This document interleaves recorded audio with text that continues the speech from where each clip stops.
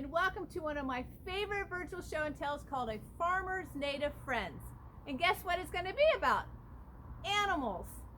My name is Laura Askell. I'm with Metro Parks of Butler County, and I'm very excited to be able to show you some of our outdoor education ambassadors that we take care of in the Parks Connections Department. Now in this program, we're going to see some live animals, pictures, maybe some mounted study skins, and parts of animals such as bones, feathers, maybe a shell. We have a special permit from the ODNR Division of Wildlife, which allows us to take care of these native animals and to use the natural objects for education purposes. So are you ready to go meet some of our farmers' natives friends? Let's go. Let's start at the bottom of our animal food chain with insects. Insects have the largest biomass of the terrestrial animals, and at any time it's estimated that there are some 10 quintillion individual insects alive. They all play a very important role in the web of life, and here at the farm, insects can be beneficial and destructive. We're going to look at mealworms, which actually aren't worms, but rather the larvae of darkling beetles. A darkling beetle experiences complete metamorphosis, which means that it has 4 distinct stages of life: egg, larva, pupa, and adult. The first stage of life is spent as an egg. The white bean-shaped egg is so tiny it's about the size of a speck of dust, so we won't be able to find one here. The second stage is actually the mealworm, and it's a yellowish brown looking larva. There are several native animals such as frogs, turtles, and birds that love to chow down on mealworms, including humans, but that's a different program. Since a mealworm has a hard exoskeleton, it has to molt and shed its outer shell so it can continue to grow.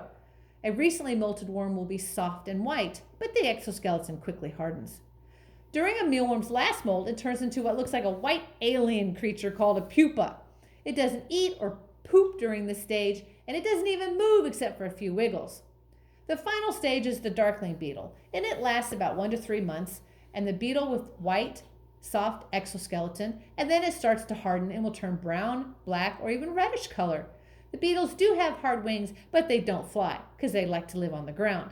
These are scavengers, so they eat anything and help to clean up the ground around a farm, and of course are a big part of the food chain since practically everything else wants to eat them too. So one of our farmers' native friends that we have here at Chisholm Historic Farmstead are eastern box turtles. Their genus species is Terrapin carolina, and this is one of our resident ambassadors that we take care of. And he's an eastern box turtle, and I say he because we know he's a boy. There's a couple ways you can tell. One, he has red eyes. And the other is, if you'll notice, his tummy, which we call a plastron, is concave. It's like this. And he has a concave plastron so that he can mate with the female in the springtime.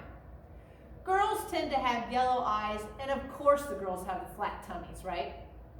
Now we know that box turtles are terrestrial turtles. They are land turtles. And the way that you can tell is by the shape of his upper shell, or what we call the carapace.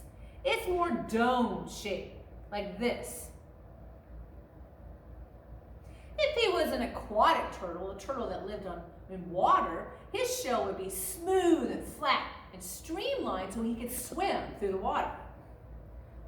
Now this turtle is a reptile, which means it lays eggs, it is ectothermic or cold-blooded, and he has scales.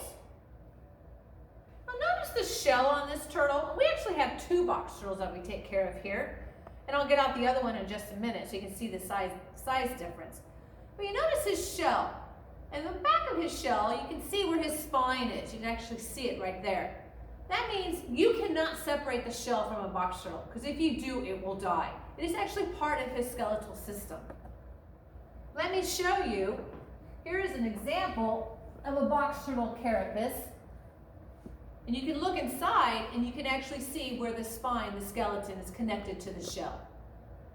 We talked about his plastron and his carapace, and box turtle is one of the few animals that have a hinge, which means he could, if he was scared, he could completely hide his front legs, his back legs, his head, and even his cute little tail all the way inside of his shell, which is important because he does have predators out there like foxes, raccoons, other dogs, and even sometimes birds of prey that would love to eat him.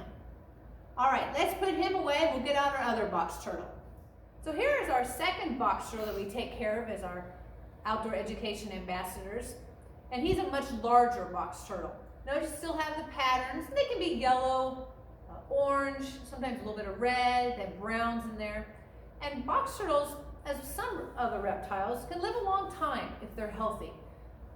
Generally 20 years, 25 years out in the wild, but they have been known to have lived 75, 80 years in captivity when there's somebody else helping them gather their food. Now box turtles start their life out as an egg.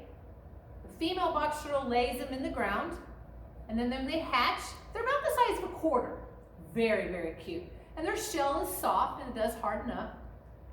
And this box turtle is another male. Remember we talked about the plastron being like this, but he's a little bit more shy. And I told you earlier about the hinge and how they can hide. Well, here's a good example. See if he comes out if I stop touching him. Now, it's actually against the law to have a box turtle as a pet. They are in vulnerable status due to habitat destruction and illegal pet trade. So you're not, like I said, you're not allowed to have one as a pet. Now he's an omnivore, which means he eats plants and animals. When they're babies, they tend to be more of a carnivore, so they'll eat the insects, slugs, and snails, and things like that. But when they get older, they pretty much eat anything in size or smaller. They do have a beak. Notice its mouth. And there's a top scale that hangs down, and that's actually called a beak. So it's not just birds that have a beak. And they need that because they don't use knives and forks to cut up their food. They need that beak so they can rip their food apart. Fresh strawberries. Now notice I keep moving my hand away because box turtles do have claws. Now if he was a girl, she'd have very, very sharp claws in the back because she would have to use those claws to lay her eggs. She would dig a hole in the ground underneath a log and she would lay her eggs. I'm going to put him down.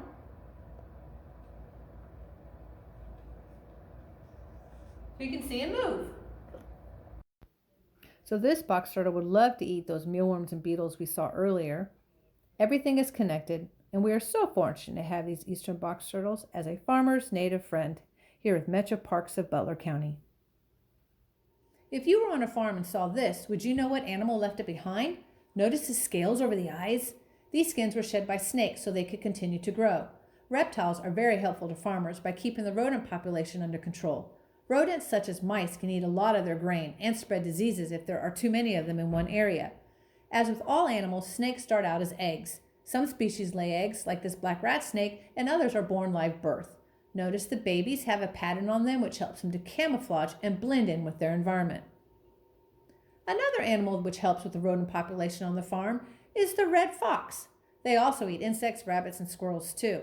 Here is a gray fox kit, or a baby. Make sure your chickens are safe and secure in the chicken coop. Here are some study skins from a gray fox and a red fox. Can you tell which is which? An important nocturnal native friend is a great horned owl. Notice the fledgling up front in this nest? Remember what nocturnal means? Active at night. Most owls are nocturnal, and most of our hawks are diurnal, which means active during the day. Great horned owls are well adapted to hunt prey ranging from skunks to mice with a sharp curved beak and powerful talons. Yowza, speaking of sharp beak, what is this? This is a turkey vulture, a bird of prey that is a scavenger and only eats dead meat from animals. That is why it doesn't have any feathers on its head. They are considered the cleanup crew in the wild.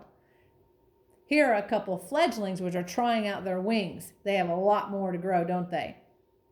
Most of these animals and more help us indirectly here at Chisholm Historic Farmstead. By preserving the land through the Park District, we are able to provide clean and healthy habitats, and the animals can thrive very well.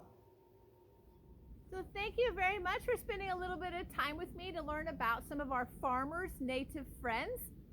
Our next virtual show and tell is this Thursday, March the 4th at 10 a.m. and its title is In Like a Lion and Out Like a Lamb. We'll explain this type of weather that we've been having recently. So hope you can join us at that time, but if you can't, you can view our virtual show and tells at your leisure at our website, yourmetroparks.net. If you go to log off, shut down, get outside, then you can view them whenever you want. Hope to see everybody in the parks.